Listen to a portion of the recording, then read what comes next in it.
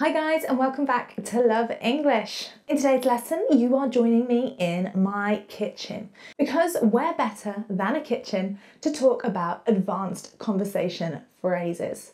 I don't know about you, but very often I find that my conversations tend to happen in the kitchen while I'm making a cup of tea or doing the cooking. So I thought, as a change of location, why not? Right. Bear with me a second, I'm just going to make my cup of tea and then we'll be getting on with the lesson. 50 advanced fluency phrases, and I do mean advanced. Many of these are more C1 plus. They'll be great to use in any kind of exam like IELTS, and indeed if you are simply looking to boost your conversation skills.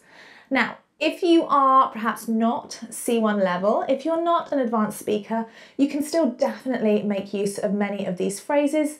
Just pace yourself. You don't need to rush to use all 50. Choose 10 useful expressions that you think you could use in conversation and practice using them until you feel confident. Then move on to another 10. I have tried to categorize these expressions as best I can, but they're actually expressions that I use in day-to-day English. Over the past few weeks, I've been noting down any kind of expression that I think would be useful in conversation that I personally use. And here we have it, 50 advanced fluency phrases. But first, let's make that cuppa.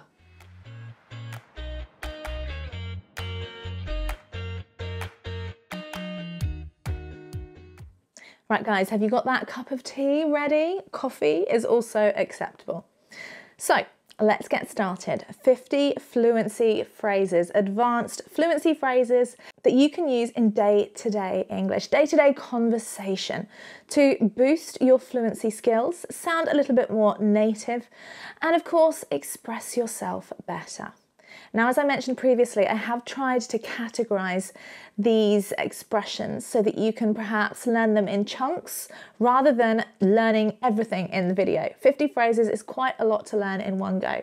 And of course, the idea is you actually use these phrases, not just write them down on a piece of paper and never actually practically understand how to incorporate them in a conversation.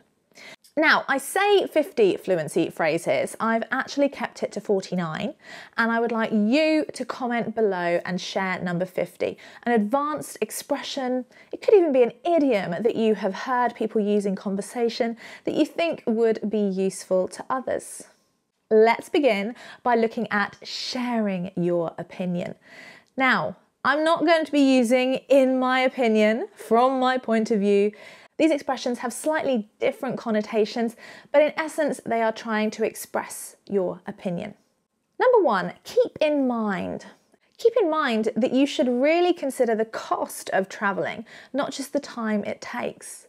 Now, the expression keep in mind is encouraging someone to think for themselves. You are sharing your opinion, but you're doing it in a more indirect way. So keep in mind is telling someone, don't forget, remember, consider something that maybe they haven't done before. So you're perhaps manipulating them to consider your point of view or something that you have thought about before. So keep in mind the best way to learn English is to study daily. Number two, I'm inclined to. I'm inclined to. Inclined is basically hedging language. You're being tentative, you're being careful, rather than saying, I think, I feel, I believe, which can be very strong when you're having a conversation with someone and can actually make someone basically go against what you're saying. By saying, I'm inclined to believe, think, side with, you're saying that this is your opinion. It's not completely fixed. It's not so strong and arrogant as to not consider other people's opinion, but you're inclined, you have a tendency to think this way. It's really very effective in sharing your opinion and trying to convince someone of it. So I'm inclined to believe that Westminster University is one of the best for business master's degrees. I've been doing a bit of research on this lately for a student of mine, so I am inclined to think that Westminster is a great choice. Number three, verging on. Verging on, you can put a gerund or a noun with this. Verging on the ridiculous, verging on insulting, verging on ridiculous. You don't have to have the there, but sometimes we can add it. His attitude was verging on arrogant. Verging on arrogant. So when we talk about something verging on, you're saying it almost is. Essentially it is, but again, it's hedging. It's trying to be a little bit more tactful in sharing your opinion. His attitude at the conference was verging on arrogant. I can't believe what he said. Her attitude was verging on lazy. Really? Does she think she can pass an exam without doing any revision?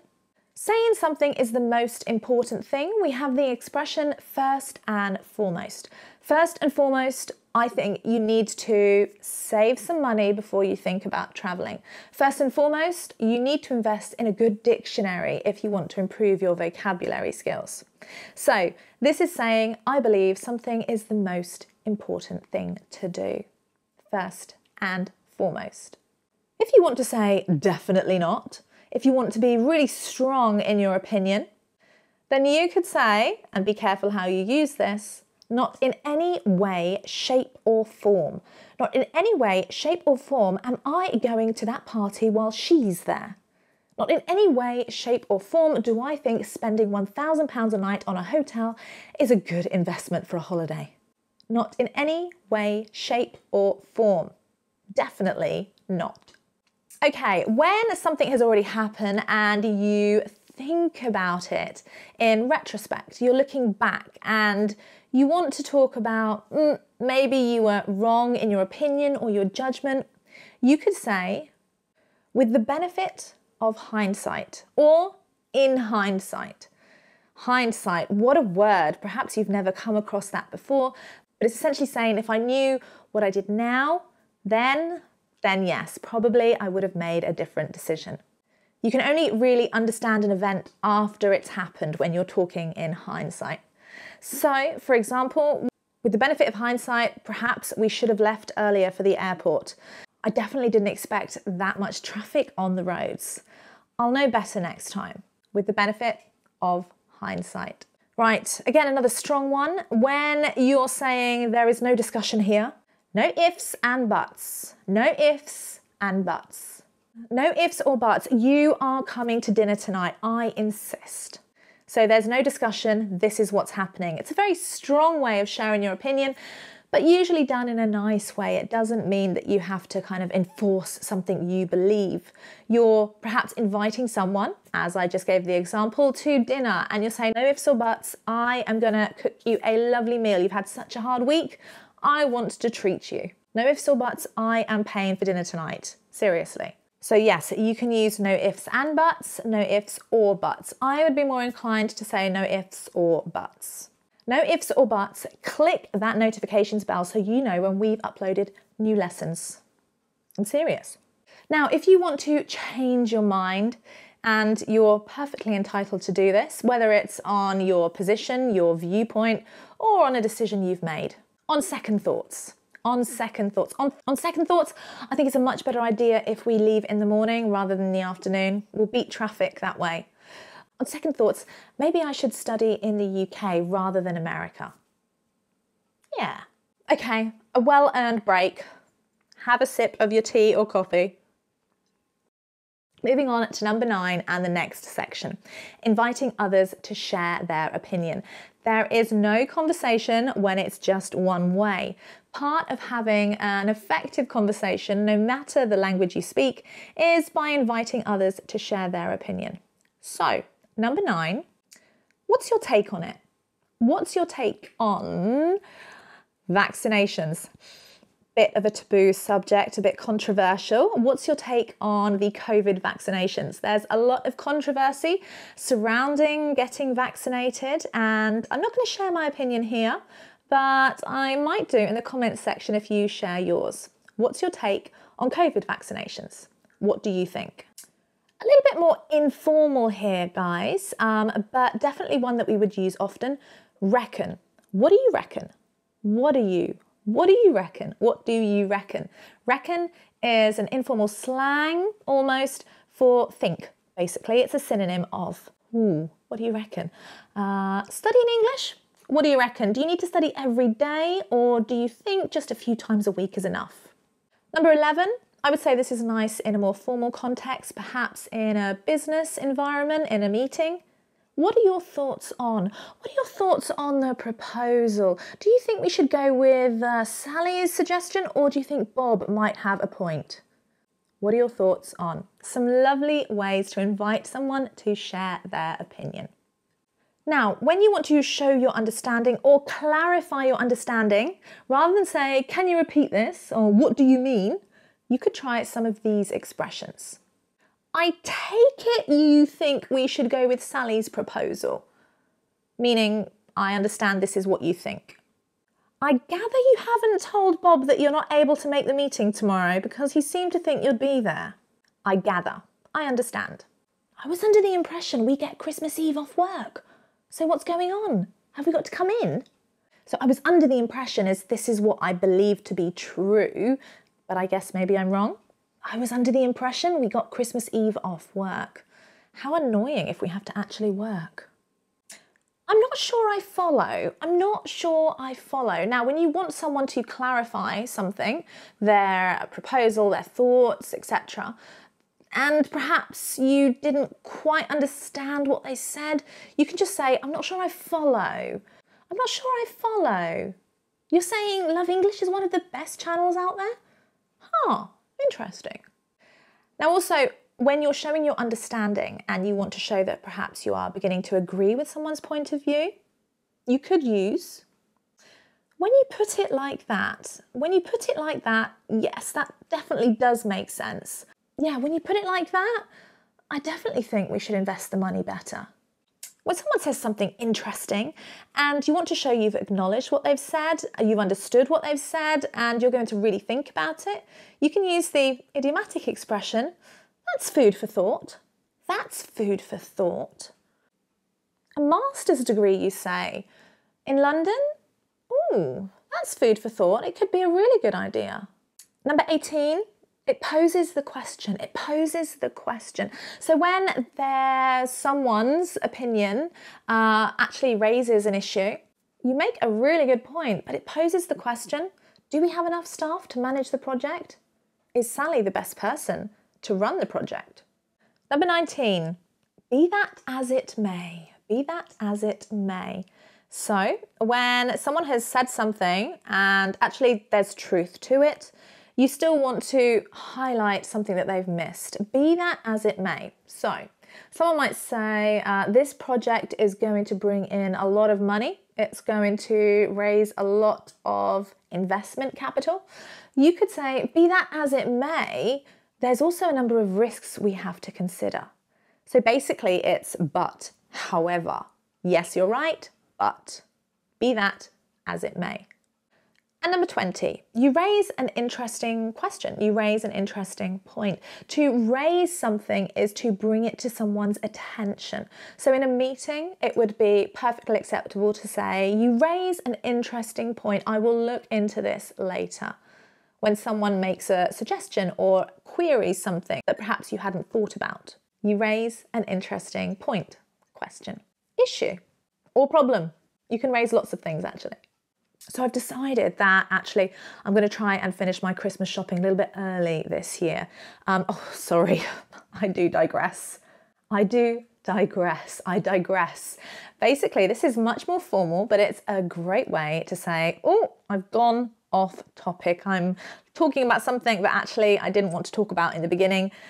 I digress. I talk about something and I don't focus on the topic. So when you want to bring something back into focus, the issue that you were discussing, you can say, oh, I do digress.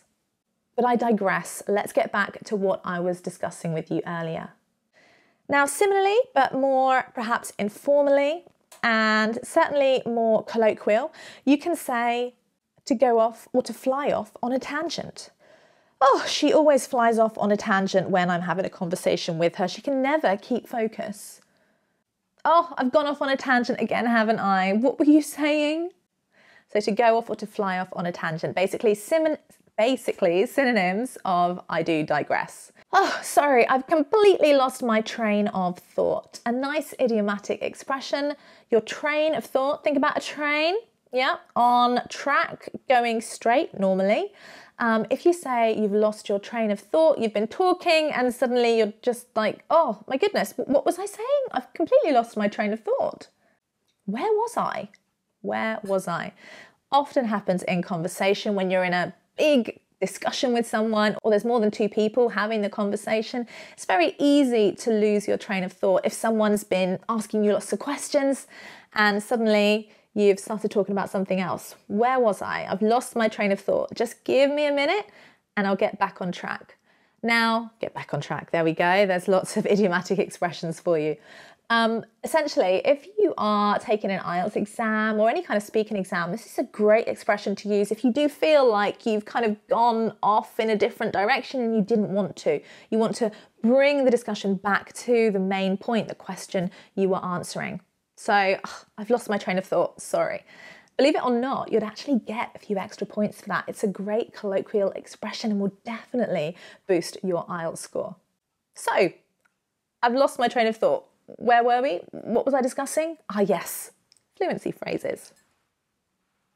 Right, giving advice. A good conversation, whether it is a formal, informal, business, friend conversation, usually requires, sharing some advice.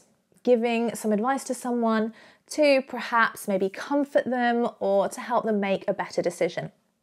Take it with a pinch or a grain of salt, a pinch or a grain of salt, okay? Now, you don't need to get any salt out for this, and the opposite is not pepper, but to take it with a pinch of salt or a grain of salt is essentially saying it's not important. Don't pay any attention to what she said or how he behaved. I know he was a bit angry with you in the meeting, but I would just take it with a pinch of salt. He's just stressed at the moment. I don't think it's got anything to do with you. I really take everything he says with a pinch of salt. He can be very dramatic. So you can see that actually I commonly use pinch of salt, but you might hear people say grain of salt. Same thing. 25, practice what you preach. Practice what you preach. Here we're using an expression essentially saying, well, if you tell people to do this, you need to live this way yourself. So if I talk about being vegan, being a vegetarian, I really need to practice what I preach and actually not eat a hamburger. It's quite a strong expression if you're saying it to someone. You're basically saying don't be a hypocrite. You need to practice what you preach. You can use it as well for yourself. I practice what I preach. I'm not just telling you to do something, I also do it myself. You want to save the environment? You want to reduce your CO2 footprint?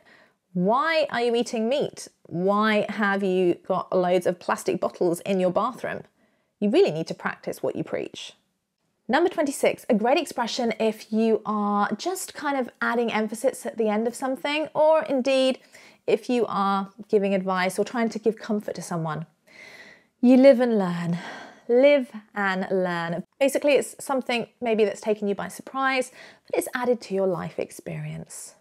I can't believe you trusted him to pay you back.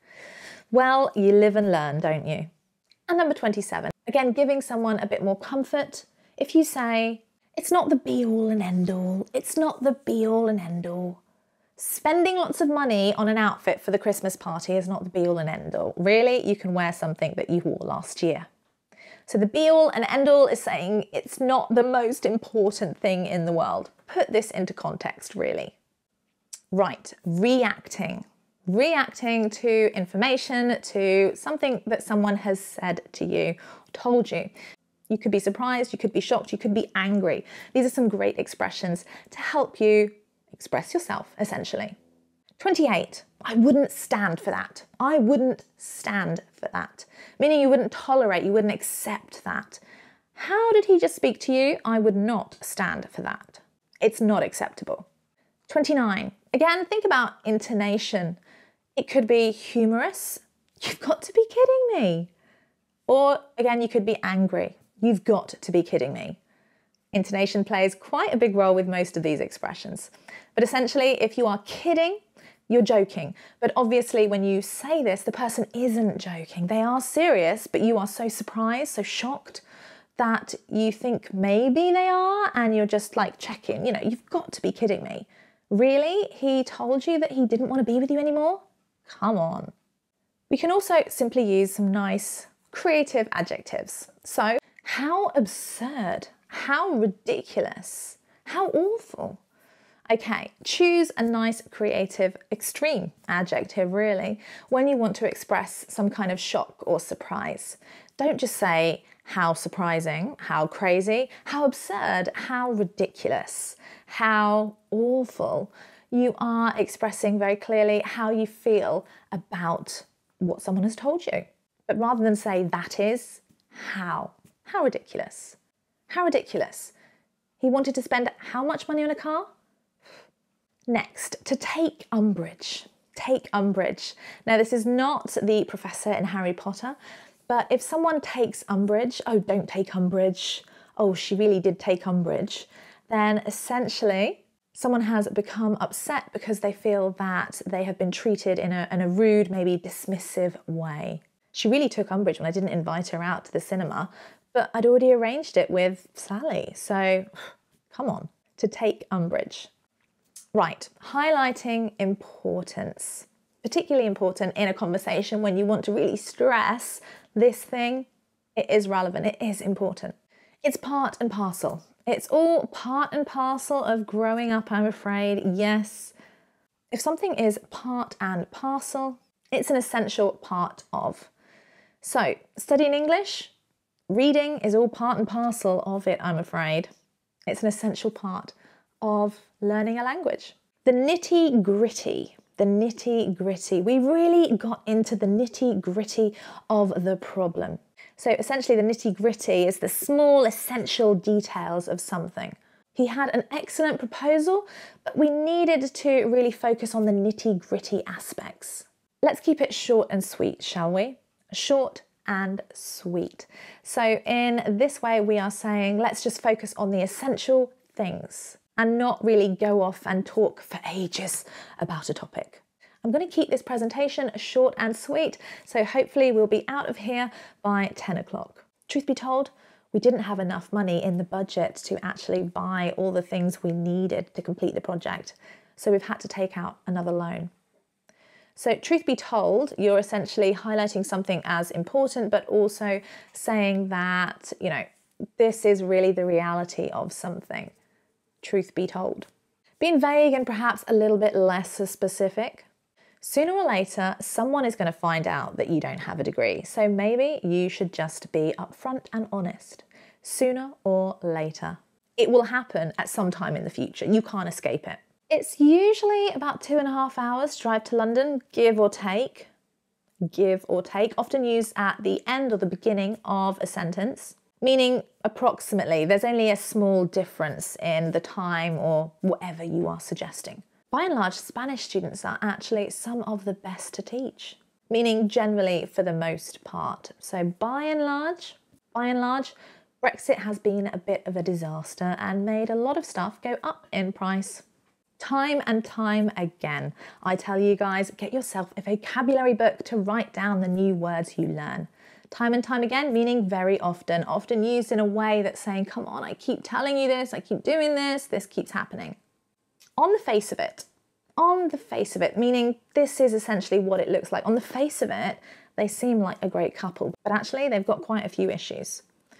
On the face of it, it looks like a great school, but from what I've heard, meaning other people have told me things, it's really not as great as they make out. So on the face of it, something looks in a certain way, but actually the truth is perhaps a little bit different. Making conclusions and summarising a point. And this doesn't have to come at the end of a conversation, by the way.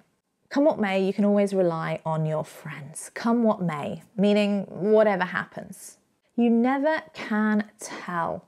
They're breaking up. You never can tell, can you? I thought they were a great couple. Meaning you can't be certain of anything. One way or another, I want to visit my family in Italy. I don't care what problems there are with flights at the moment. I will find a way. One way or another, a great way to express your determination. In the grand scheme of things, it's really not that important, is it? So to put something in perspective. In the grand scheme of things, failing one exam, not the end of the world, is it? 45, you reap what you sow. You reap what you sow. Essentially, whatever you do, the actions that you take, you will benefit or suffer from them, depending on what they are. Well, you reap what you sow. You didn't want to make an effort with your kids? There you go. Done and dusted. Done and dusted. To be completely finished. Oh, I am so happy to have that essay out the way. Done and dusted. All finished. Pure and simple. He's motivated by greed. Pure and simple. It essentially means and nothing else. It's that straightforward. On the whole, I think the meeting went well, meaning overall. On the whole, I think the meeting went well. On the whole, I think these phrases are going to be pretty useful in conversation. Overall, it's not perfect, but it's pretty good. Now 49, hence, therefore. Now actually, you'll hear people use this expression, but technically it's not correct. Hence and therefore essentially don't need to go together. Hence and therefore essentially mean the same thing, but for some reason, English people often put them together. Hence, therefore, I decided not to go to the party. No, hence I decided not to go to the party, or therefore I decided not to go to the party. If you want to sound a little bit more natural and native, you can make the same error as native people make, native speakers. Hence, therefore. So you're expressing the result of something. Hence, therefore, I decided that I was going to study in the UK. Not technically correct, but certainly sounds a bit more fluent and, well, it's a mistake that natives make. So you decide if you want to make it. And finally, number 50, comment below. Share an expression, a phrase, an idiom that you think would be great in an advanced English conversation. And do try and give it a context. Put it into an example sentence. Hopefully you have enjoyed this lesson. Make sure that you do click like and share it if you did. And don't forget, you can always comment below and suggest more lessons and more topics for us to cover. Take care and thank you for watching. Bye.